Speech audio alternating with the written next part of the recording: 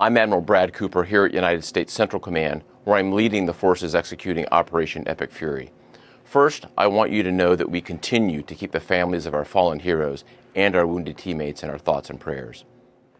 I'd also like to acknowledge and thank the families of the 50,000 American servicemen and women deployed in and around the Middle East. I'm grateful for your selfless sacrifice, and I know that Americans across the country hold you in their hearts. Let me start by offering my overall assessment of Operation Epic Fury. In short, U.S. forces continue delivering devastating combat power against the Iranian regime. I've said this before, but it bears repeating.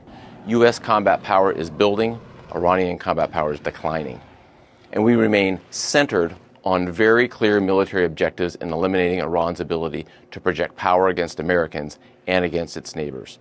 Every day, we're striking hard at Iranian ballistic missile and drones. To date, we have struck more than 5,500 targets inside Iran, including more than 60 ships, using a variety of precision weapon systems. Just yesterday, we had strike waves nearly every hour from different locations and directions going into Iran. We also took out the last of 4 Soleimani-class warships. That's an entire class of Iranian ships now out of the fight. I'd characterize our strikes as being unpredictable, dynamic, and decisive. Since the first 24 hours of this campaign, Iranian ballistic missile and drone attacks have dropped drastically. But it's worth pointing out that Iranian forces continue to deliberately target innocent civilians in Gulf countries while hiding behind their own people as they launch attacks from highly populated cities in Iran. Of course, forces executing Operation Epic Fury aren't just defending against Iranian threats. We are methodically dismantling them by hitting Iranian missiles and drones, as we also strike their defense industrial base. Just last night, our bomber force hit a large ballistic missile manufacturing facility, as an example. So it's not just about what's shooting at us today, it's also about eliminating the threat in the future.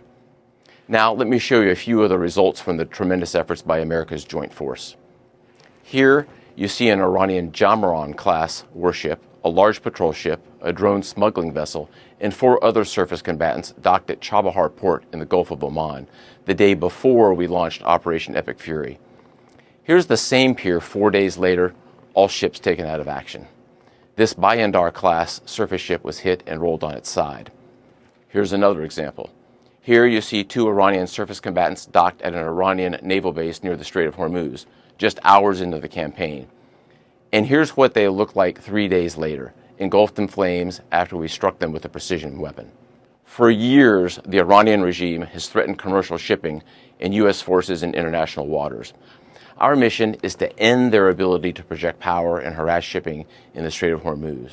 From the air, we've achieved a concentration of air power with back-to-back waves of advanced fighters creating constant pressure on the enemy every single day. Our dominance is not a solo effort, it's a testament to the strength of our ironclad alliances. We continue to coordinate closely and effectively with Israel in this very large operation, and we are also coordinating and serving side by side with all of our partners in the Middle East.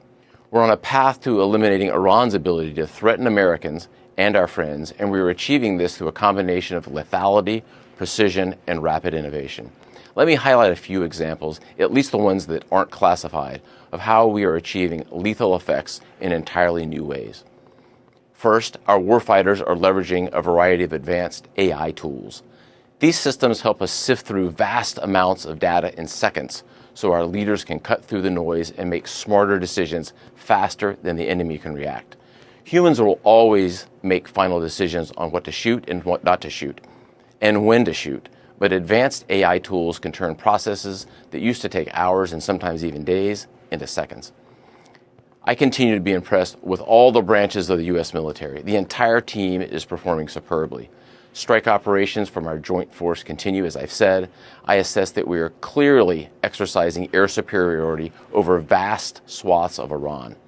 We have the most integrated air defense umbrella in the Middle East, and our defensive operations from the Army, Navy, Air Force, Marine Corps, and Space Force teams are performing magnificently. A note about the Space Force. Our space superiority has been a critical enabler to this fight.